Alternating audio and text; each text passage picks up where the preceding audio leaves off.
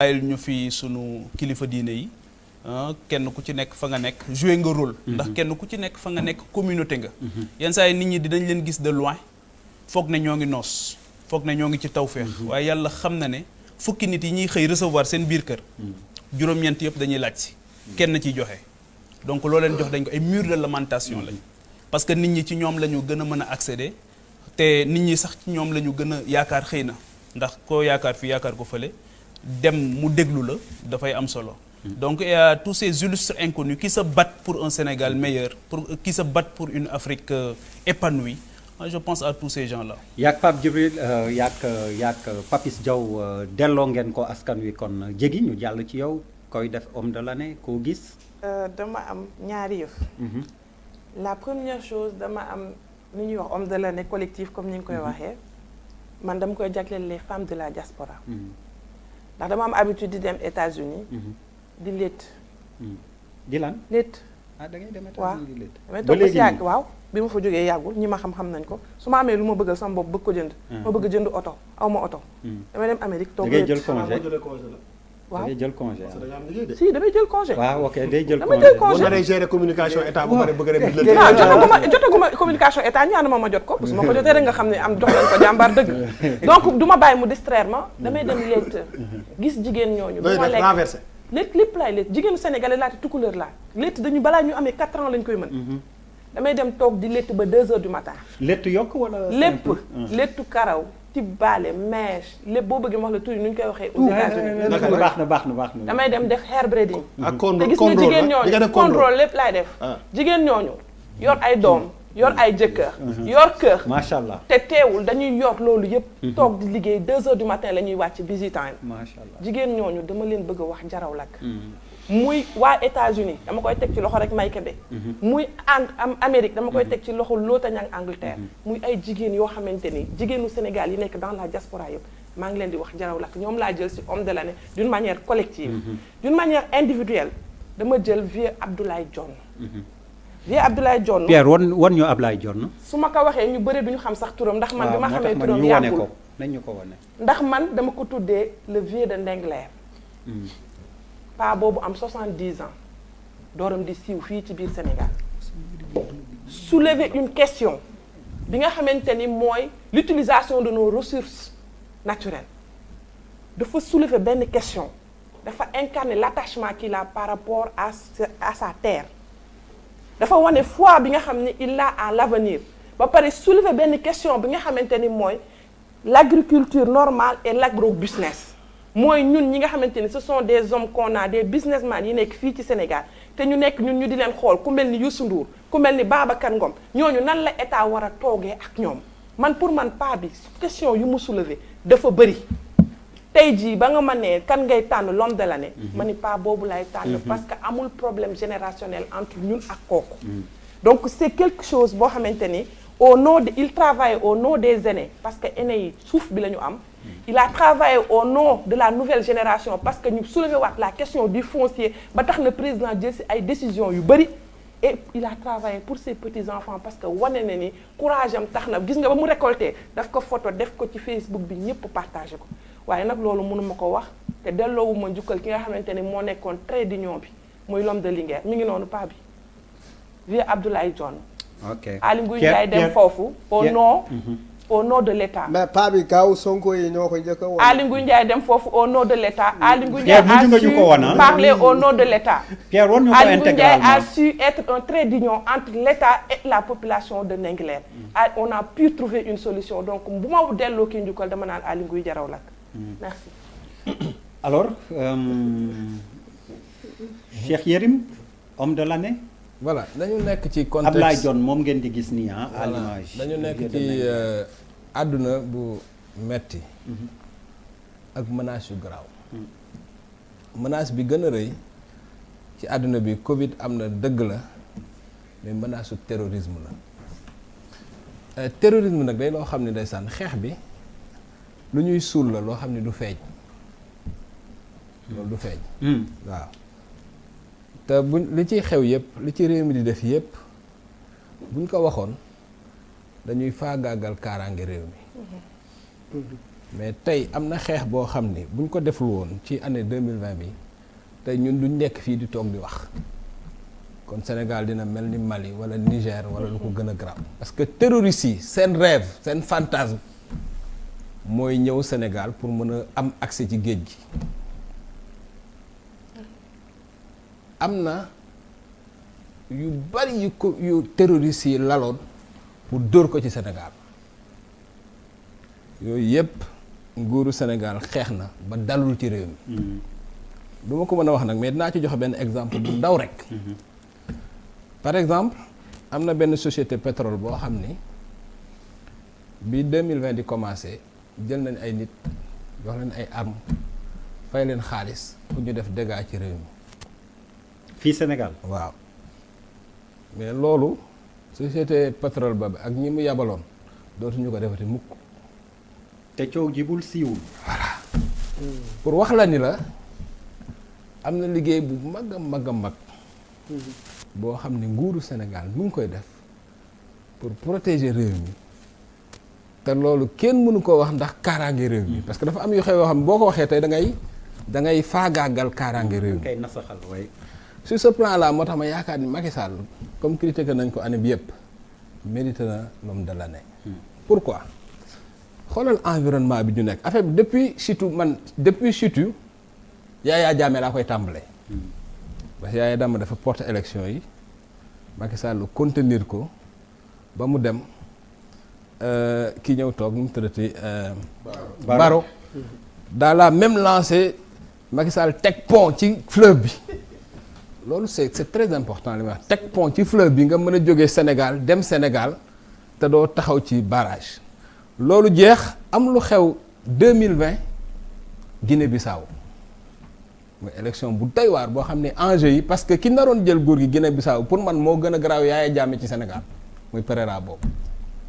Macky Sall taxaw xeex bu metti jàkkaarloog ay naataango ku mel ni Alpha Condé ku mel ni Ouattara parce que bokkuñu vision parce que Embalo gis nga rapport yi moom ak Alpha Condé ba ñu waxante kii xam nga muy lu metti kon Alpha Condé que la àndaloo. déglu ma rek waaw qu'est-ce qu'il fait Macky Sall. non loolu c'est connu non c'est important. lu mu def invité Embalo fii tëggal ko ay junjum yamul foofu woo Mahamadou Issoufou nga xam ne moo doon président Niger nekkoon chef d'état en exercice CEDEAO mu wax ak moom kooku invité Embalo tëggal ko ay junjum waa ji toog ci nguur gi loolu c'est trop important parce que Sénégal tant que aaro Gambie aaro Guinée-Bissau aaro Sénégal donc de ce point de vue ci problème sécurité honnêtement Macky Sall mérité na ñu jox ko titre homme de l'année malheureusement nag thème la boo xam ne mënuma koo développer mais ku gis li xew Gambie ki xas di gis nga fexe ba léegi entouré Sénégal def ci cordon boo xam ni ña fa nekk ñëpp favorable nañu réew mi loolu am na solo. libre choix la kii même sans argument c'est un libre choix. Absolument. libre choix c'est open mais bon choix. Thierno C'est tu vas très être bien d'accord défendu, avec le choix de Yérim Très Macky bien Sall homme de défendu. l'année C'est son choix. Qu'il a maintenant nag argumenté. je ne peux pas mën naa argument joxe Tu as naa bien argument argumenté. joxe naa argument yi ma mën a wax. indice tu avais des indices. voilà li ci des nag bu secret défense bi levé wu. c'est-à-dire parce que am na yu bari yu xew ci sécurité Sénégal yoo xam ñu ni yegg si incha allah yoo xam ni dafa am secret défense bu ko lal. ëmb. bu secret défense boobu dañee xëy na dinañ mën a gën a leeral lan moo tax ma ni Macky Sall mérité na an bii ñu toll. homme de l'année. pour avoir déjoué plein de trucs alors Thierno Waaw man. ton choix c'est sûrement pas Macky Non, du tout. Du tout. Bon, mais quand même c'est heureux de voir que mbirum homme de l'année bi on est plusieurs à choisir. oui c'est ça Ça veut dire que ñu bëri da nga leen mën a choisir sa morom choisir ko donc c'est ça. vraiment parce que c'est un exercice assez compliqué assez difficile. dafa am magazine Times bu ma inspiré parce que en 2011 dafa jëloon Steve Jobs daal di koy def l'homme de l'année à titre posthume. fekk na mu jóge fi. mu jóge fi waaw Alors ça m'a inspiré un peu au Sénégal avec Pape Bouba Diop. Alors pourquoi Pape Bouba Diop? Parce que génération la bu marqué Sénégal. Ñun en 2002 on était encore jeunes c'est vrai que boobu dugguma sax ci politique lu ñu am ci bonheur ci mbégte Sénégal je pense que ne boobu ba léegi gëj nañu am ko bu toll noonu. surtout par rapport ak victoire bu ñu amoon ci France mu doon victoire historique bii bu ñu si dugaloon mu doon bii bu boo xamante ne moom moo ko dugaloon. nga xamante ne dafa nekkoon même mun naa wax commencement nit ñi demoon nañ ba gëm ne c'est possible bu njëkk ba on disait que c'est pas possible. et les gens ont commencé à dire c'est possible.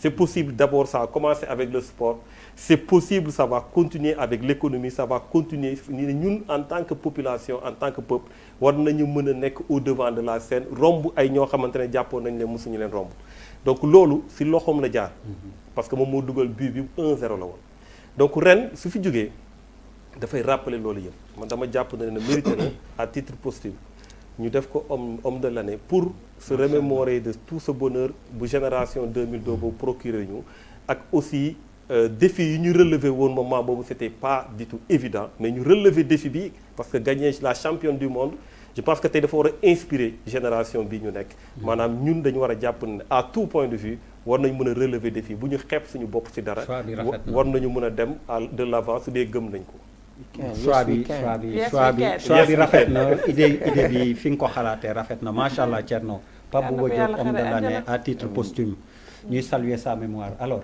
Malal man sama homme de l'année c'est presque un anonyme mu ngi tudd Amadou Fall Ba. Amadou Fall Ba il travaille dans le secteur des cultures urbaines de la culture en général mais en particulier moo nekk nii oui moom mooy administrateur de la maison des cultures urbaines mais depuis 2018 man ak moom dañ topp di liggéey ci benn projet bu tudd Sénégal Talent Campus Sénégal Talent Campus Sénégal Talent Campus maanaam fexe parce que bi Sénégal nekkee Sénégal ba léegi amul école bu ñuy jàngale les métiers des arts maanaam administration culturelle nit ñi di nga ko jàng mais doo ci am lijaasa boo xamante ne nguur reconnaître na ko yàlla def depuis 2017 ñu ciy dox di ci dox ñu ciy liggéey ba bind curricula yi nekkoon li gën a jafe maanaam bind naka la ñu war a jàng lan mooy administrateur culturel lan mooy régisseur de production lan mooy régisseur son lan mooy régisseur lumière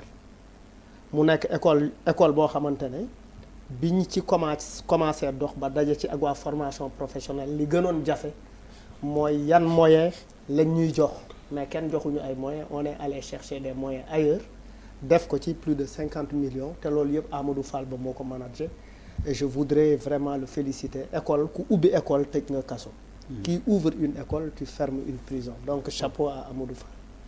Bouba homme de l'année collectif ou individuel. man ñetti non am naa ay homme de. waaw am na. je pense que yàlla xam na ni benn yoon laa ko mës a gis. waaw defe naa benn yoon laa mës a toog ak moom mais gis naa ni sonn na ci jamono mbas mi et su ma waxee moom mooy à travers moom ñëpp ñi nga xam ne dañu topp ci moom muy Aly Ngouille Ndiaye. est-ce que. waaw je pense que à un moment il a quand même téye na affaire bu am solo ci moment boobu. ak autorité. absolument et je pense que loolu am na solo takk der yi moment couvre-feu bi ñun ñëpp dund nañ ko vraiment nit ñi nekk seen kër yi di nelaw ñoom ñu nekk ci biti armée nekk ci biti di imposer dara dafa am solo. ñun moment bi ñuy nelaw ñoom ñuy xoole donc képp koo xam ne militaire nga parce que armée génn na gendarme nga policier nga képp koo xam ne daal da nga yore suñu kaaraange je pense que war nañ la gërëm et je pense que y a en tout cas liggéey boo xam ne dañ koo dund. parce que je pense que si suñu dund man de ki sama dund période boobu mooy période bi gën a incertaine ci sama àddina. xam nga ma naan est-ce que sama yaay dina toog fii ak 6 mois wala sama papa dina toog fii ak 6 mois donc moment boobu ku ci def ay jéego am solo. Abdoulaye Diouf Sarr professeur Seydi ak docteur Bousso ak ñëpp ñi ci topp parce que moment boobu quand même moom lay wax ni ñooñu seen tour du fay ndax loolu. parce que jaaxoon nañu quoi donc moo tax ma leen di. ñaax li olof naan ku la yee jox la ndékki. su la diggee añ. su la diggee añ. nga gëm ko. waaw ñu bañ a teel a bàyyi suñu loxo parce que quelle que soit position wu nit ñi ñoom la ñu jox suñu kaaraange ñoom la ñu jox ñoo yor suñu réew ñoo yor suñu lépp donc je pense que dañ leen war a ñaax ne leen ni nga mën a nekkee homme de l'année 2020 noonu nga mën a bañ a nekkee homme de l'année 2021 tout dépend de actes yi ngay posé. wala doo ko fekkee sax voilà doo ko fekkee donc ñu teye dañu nekk ci encore une fois ñu nekk ci benn période boo xam ne ñun africains yi ñun sénégalais yi li Youssou Ndour dañoo gaaw a bàyyeeku dañoo gaaw a tokki foofu tubaab bi ñi ngi focus ci affaire bi ba léegi te waruñu te fu mu nekk nii dafa mel ni France moom mooy safara Afrique mooy àjjana ñi ne France boo leen doon fu mu ne nii boo leen mënoon gàddu andi leen fii ñu nangu ko ña ngay sonn foofu ñu leen di tëj ci kër yeeg yooyu donc ak yooyu il faut ñu préserver ko donc nañu garder quand même concentration boobu nañu garder responsabilité yooyu ba nga xam ne dañuy aar suñu bopp aar suñu njaboot mais franchement mënuñu dund li ñu dund foofu ba at mi jeex ñu doon waxi xalaat ay centaine de milliers de morts wala dara benn bakkan sax bëri na mais ñu war a sant yàlla si fi ñu toll nii mais aussi mu war ñu permettre 2020 bi bu jeexee ñu gën leen yokk mais vraiment ces deux là avec ministères yi ñu jiite je pense qu'ils ont fait un travail très important maintenant ministre de l'intérieur bu bees bi fi ñëw na ko gisaguñu kii bi liggéey bi mais moment yu difficile yi je pense que Aly Ngouille Ndiaye a assuré. Der bu kenn joxee homme de l'année da nga doon wax ku contre wala ku am lu mu ciy wax. ma bëggoon ci wax tuuti rek. par rapport ak Bouba avec votre permission. oui bien sûr. le personnel de santé ñëpp wax nañ ko. amuñu nelaw amuñu guddi amuñu bëccëg. waaye li Bouba def xam nga lu ma ci touché. mooy dafa jox koo xamante ni homme de l'année nekkatul au pouvoir il n'a plus les rênes te loolu amul Sénégal Abdou Diouf daf ko bindoon ci kiiwam. ci mémoire am yi ni balaa ngay xam sénégalais wala balaa ngay xam ku la bëgg wala balaa ngay xam ku la bañ nga yor nguur ba yorotoo ko nga wàcc. da ngay gis sa buntu kër na mu doon feesee nit dootu ko fees sa téléphone na mu doon karkaree kenn du la woo waaye Bouba mi tey dafa def un acte boo xam ne c'est très noble de sa part ndax Aly Ngouille ne se trouve plus au niveau de reine mu def ko homme de l'année man nag lu tax mu nekk homme de l'année pour man mooy il a su donner une belle leçon à la nouvelle génération que le pouvoir n'est pas éternel que boo ko amee tey mën nga ko ñàkk suba waaye boo ko ñàkkee ngor ga nga ko yore woon rek moom ngay continuer nga nekk un Sénégalais lambda comme tout le monde il a été un cultivateur il a été un businessman il est retourné dans ce qu'il faisait tous les jours donc ñett la woon dernier bi moment bii laa koy waaw non mais kon may ma ko dama la ko ñaan moo nami moo frère émission fête la fin man sama waay nga non ay gaañ lañu léegi mais dafa am dara loo xam ne baab na la dóor non dafa am loo xam ne wax fa dëgg yàlla yàgg naa dégg xam nga lu ñu naan diw baax na ñu ne ndax mbokk yi ñoo ko wax mais tey parole yi nga xam ne Malal jël na ko teg ko ci sama kii bi pourquoi mu indi sama rongoñ mooy di nga sore nit te doo ko xam te ku xam Malal xam ni du waxal nit loo xam ne du truc am na fu ñu jaar donc ça me touche parce que daf may réconforter parce que la vie est injuste naturellement àddina moo injuste boo ma fayul ma wax ñaata nga jooy jàkkaarloo voilà exactement waaw nga jooy yëpp gis naa ko waaw mais d'accord mais sant yàlla rek boo ma fayul ma wax ñi nga jooy yëpp waaw mais tey vraiment moo tax wax parole yooyu jóge ci moom dégg yàgg naa dégg parole yu ne mais moom laa def tey sama homme de l'année parce que I love you Malal non moom mooy sama troisième homme de l'année parce que li nga def nii tey wax fa dëgg yàlla je sais que yow damay wax benn témoignage bu ndaw Malal lu mu téye bu ci kenn ki Sénégal munul dara man maa si mun dara kon naa wax ak yow lu mu téye su ma ko nee teggil mu teggi ko loolu man xam naa ko te loolu cër boobu xam naa ne joxu ko kenn donc loolu dama koy témoigner yàlla na fi yàlla bàyyi merci beaucoup mais il n'est pas notre homme de l'année kon de bon moi j'ai 2 à donner. Aïcha may naa la ko benn bi ca Guinée. benn laa la woon waxoon mais grave ñaar ñaar je te concède ça tey c'est la fête non c'était pour te souligner que may naa la ko amul problème voilà d'accord bon c'est bon amul problème vas-y benn bi ca Guinée l'homme de l'année xam ngeen ko yéen yëpp xam ngeen ko jarul sax ngeen ma le président président Alpha Seydou Dale mu Seydou Dale buuba bul yàq seen xaritoo bu bees bi waaye du la ngay xarit ngeen non ma seen xaritoo bu bees bi day yàqu day ma ne l'homme de l'année en Guinée c'est le président Alpha Condé pourquoi le président Alpha Condé très rapidement waaw bon ñu ñëwaat Sénégal très rapidement la waaw bi Covid bi duggee ba léegi waaw kenn du fa fay transport transport kenn fayu ko ba léegi ah oui courant kenn fayu ko Guinéens yi bu ñu ingrawul rek war nañu wax li nga xam ne moom la leen di Alpha di defal. courant kenn du ko fa fay ba fa ñu toll nii Sénégal commencé woon nañ ko mais arrêté nañ ko.